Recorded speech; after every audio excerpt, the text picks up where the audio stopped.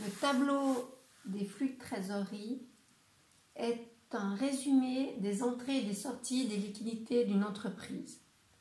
Pour le construire, il faut respecter un certain ordre et je vais faire avec vous l'exercice 57-15.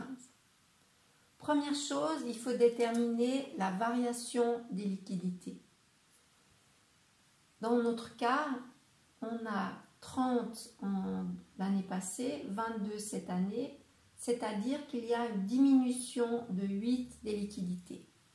Donc, je prends mon tableau de finance, le tableau des flux de trésorerie, et puis je note ici 30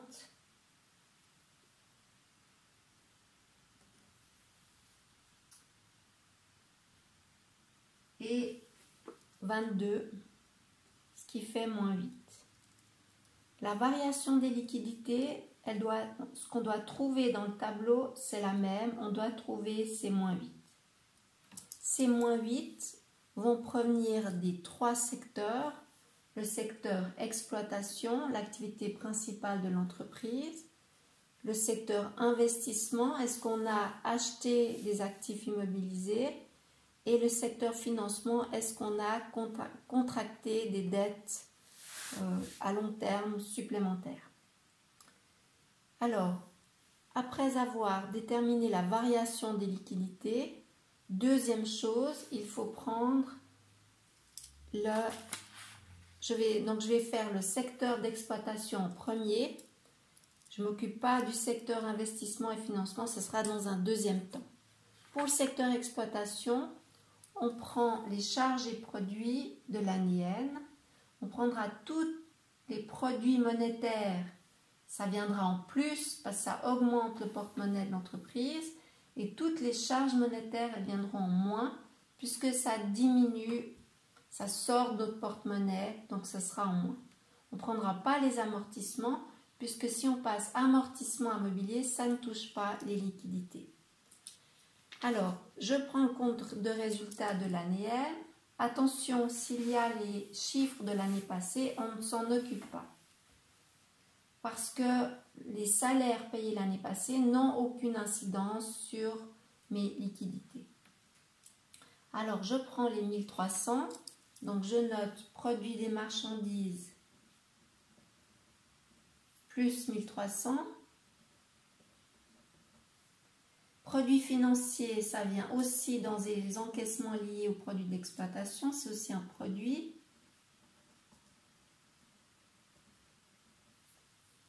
Donc 4. Et puis, je mets des petits vus pour montrer que je les ai pris. Ensuite, perte sur créance, ça concerne aussi les clients.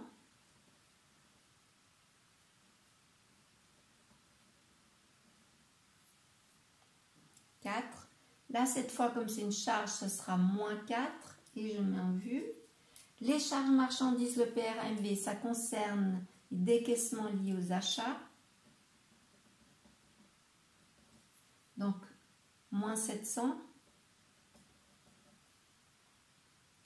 Les charges de personnel, ça concerne les autres charges d'exploitation. Donc, charges personnelles, ça fera moins 400. Et ACE, moins 110. Voilà, je contrôle, j'ai 6 chiffres, donc j'ai mes 6 chiffres dans mon tableau. Je ne prends pas les amortissements, ça ne concerne pas les liquidités. Une fois qu'on a pris donc cette partie des charges et produits de l'année N, on va maintenant s'occuper du bilan et prendre pour le secteur exploitation les actifs circulants et les capitaux étrangers à court terme sans prendre les dividendes.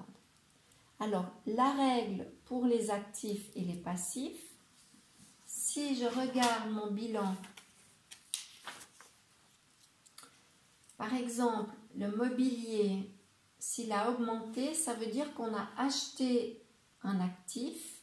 Donc, si on achète, on le paye, on a moins d'argent. Si au contraire, comme mon véhicule, on a vendu un véhicule, j'ai une vente, je vais avoir plus d'argent. C'est l'inverse pour le passif. Par exemple, si on rembourse une dette, on aura moins de liquidité. Alors, maintenant, pour le secteur exploitation, je prends tous les actifs circulants et les dettes à court terme. Alors, les liquidités, on ne les prend pas puisque c'est ce qu'on va déterminer, ce qu'on est en train de calculer. Les clients, on prend les clients nets, on prend les 58 et les 76, c'est-à-dire que les créances clients, ils ont augmenté. Donc, s'ils ont augmenté, on a moins d'argent. Donc, l'augmentation des clients, ça fera moins 18. Ensuite, pour produits à recevoir, ça a aussi augmenté de 2, c'est un actif transitoire. L'actif augmente, on a moins d'argent. Donc, l'augmentation de l'actif transitoire produit à recevoir de 2, on a moins d'argent. Ensuite, donc je n'oublie pas de mettre des petits vus. Stock de marchandises, il a augmenté. De nouveau, s'il a augmenté, on a payé les stocks, on a moins d'argent. Donc l'augmentation, ça concerne les achats. Augmentation de stock, cela fera moins 40. Ensuite, on prend les dettes fournisseurs. Les dettes fournisseurs ont augmenté. Donc, si les passifs augmentent, on a plus d'argent. Donc, augmentation de dettes fournisseurs, ça concerne les achats.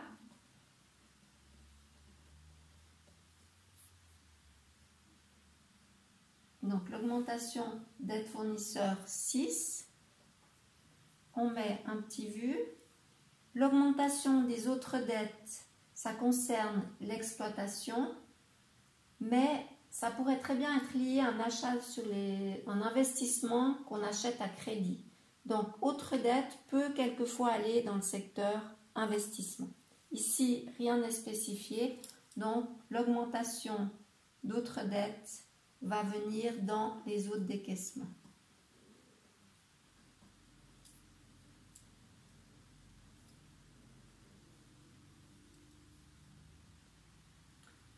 Voilà pour l'augmentation des autres dettes. On met un petit vu. Les dividendes, on ne prend pas. Et on prend les charges à payer, donc un passif transitoire qui augmente. Donc, c'est augmentation passif transitoire 5. Donc, on met un vu. Donc, ça veut dire qu'on a... Voilà. Normalement, on a tout pris. On va contrôler.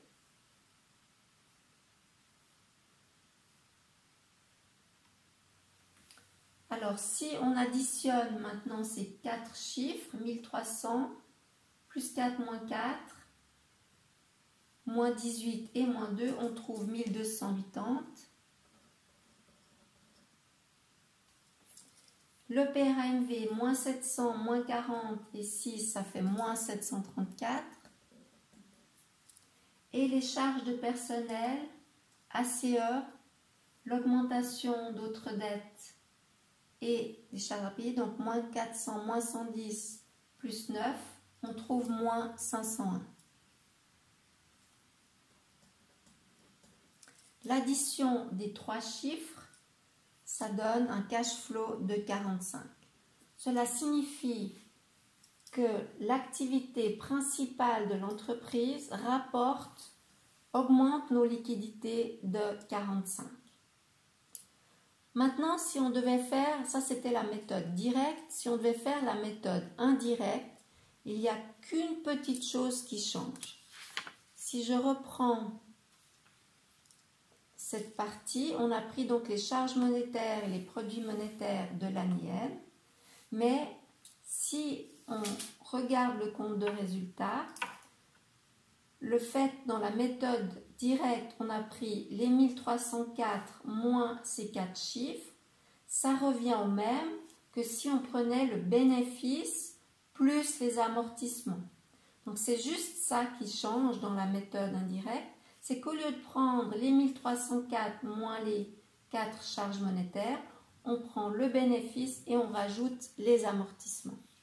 Alors si je prends la méthode indirecte, qui n'a pas de rubrique, on peut directement indiquer donc le bénéfice net, les 50, plus les amortissements, donc les 4, les 26, les 4 et les 10, donc ça fait 40.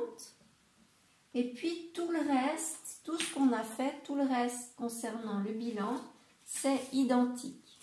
Donc si on reprend l'augmentation des créances clients, les produits à recevoir, les stocks, on peut les mettre, on peut les mettre à la suite. Ou donc on reprend chaque poste du bilan. Si je reprends, donc on va prendre tout ce qui est actif et passif. Donc par exemple l'augmentation des créances clients,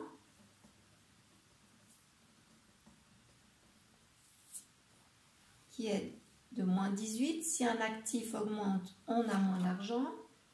Les produits à recevoir, actifs transitoires, l'augmentation d'actifs transitoires, moins 2. L'augmentation de stock, ça c'est peut-être ce qu'il ne faut pas oublier, c'est de prendre l'augmentation de stock, moins 40. L'augmentation des dettes fournisseurs, 6, puisqu'un passif qui augmente, on a plus d'argent. L'augmentation d'autres dettes et l'augmentation des passifs transitoires, donc 4 et 5. Donc la seule chose qui change dans la méthode directe ou indirecte, c'est cette partie. Et puis par rapport aux charges et produits d'exploitation, donc on a repris tous ces chiffres, on a repris ça, on a repris ça, on a repris les actifs et les passifs. Donc le reste, les produits, les charges monétaires disparaissent dans la méthode indirecte pour prendre le bénéfice plus les amortissements. On pourrait aussi avoir les charges et produits exceptionnels, on mettrait plus les charges exceptionnelles et moins les produits exceptionnels. Et si on contrôle nos calculs, on doit trouver la même réponse de 45. Voilà concernant la partie exploitation. Maintenant qu'on a vu comment remplir le secteur exploitation, on va remplir le secteur investissement. Le secteur investissement comprend tous les actifs immobilisés et des autres dettes si cela servit à acheter des actifs immobilisés. Mais dans notre exercice, ce n'est pas le cas. Première chose, il faut faire les comptes entiers des 3 actifs immobilisés. Donc, mobilier, le solde à nouveau, c'est donc 60. Le solde pour balance, c'est 66. On a aussi les amortissements. Quand on passe amortissement à mobilier, donc l'amortissement 26 ici. Et puis après on essaye de clôturer le compte pour voir si les totaux sont égaux. Et là on remarque que 66 plus 26 ça fait 92. Qu'il manque ici un chiffre, c'est 32. Et ce 32 concerne des achats de mobilier. Pour avoir les totaux égaux. Et c'est ça qu'on va reporter dans les investissements. Pour le véhicule, on fait la même chose. On marque l'amortissement, c'est-à-dire 4. Et puis on remarque cette fois que c'est le débit qui est plus important et qu'il manque 28 plus 4, ça fait 32. Il manque 8 ici, et si notre actif a diminué, ça veut dire qu'on a eu une vente. Et c'est ça qu'on va noter aussi dans la partie investissement. Pour les immeubles, c'est identique.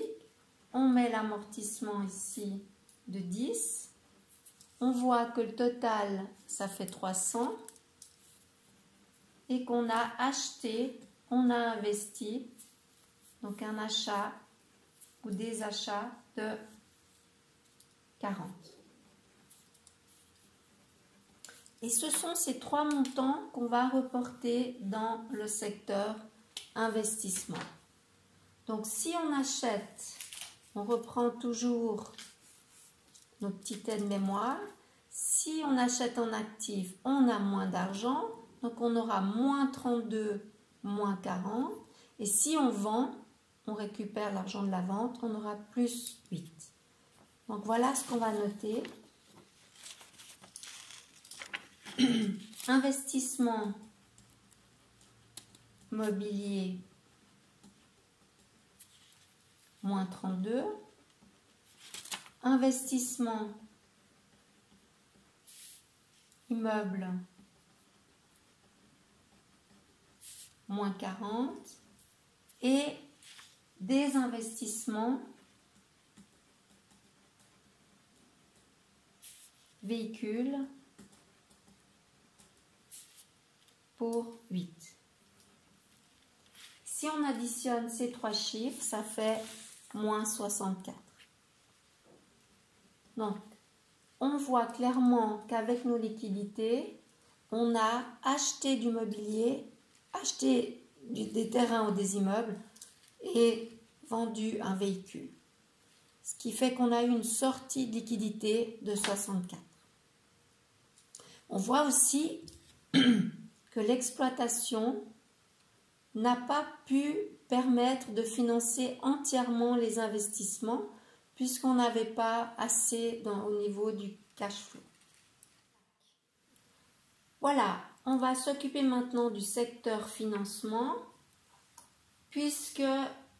et on n'oublie pas de cocher les 3 actifs immobilisés qui ont été pris dans le secteur investissement. On voit qu'au niveau de l'actif, on a pris tous les comptes. Au passif également, il nous reste ceux qu'on n'a pas encore pris en compte concernant le financement. Première chose, on voit que le bénéfice de 50, il a été mis dans le bilan, puis c'est un bilan après répartition du bénéfice, dans les dividendes, et on voit que la réserve elle a augmenté de 10. Donc ces 40 et ces 10 représentent ce bénéfice qu'on a déjà mis dans le secteur, dans le tableau, puisqu'on a fait les produits moins les charges monétaires, on a donc automatiquement ces montants. Donc on ne va pas les prendre en compte dans notre tableau. Par contre, la dividende de l'année passée, on l'a payée, sinon on aurait ici 74. On doit l'indiquer dans le financement. Donc on va mettre le paiement des dividendes N-1. Donc si on paye, on a moins d'argent, moins 34. Et on coche le compte qu'on a pris. Pour la dette hypothécaire, on reprend notre petit tableau, notre petite aide-mémoire. Si les dettes hypothécaires ont diminué, ça veut dire qu'on a moins d'argent puisqu'on a remboursé la dette hypothécaire. Donc, remboursement de la dette hypothécaire, ce qui fait moins 15. Et on met une petite coche. Le capital action, on remarque qu'il a augmenté et puis de 50. Donc si un passif augmente, on a plus d'argent. Donc augmentation du capital action. Les actionnaires ont libéré, ils ont acheté des actions, des nouvelles actions et ils les ont libérées puisqu'on n'a pas de compte actionnaire. Donc on va augmenter plus 50. On met un petit U.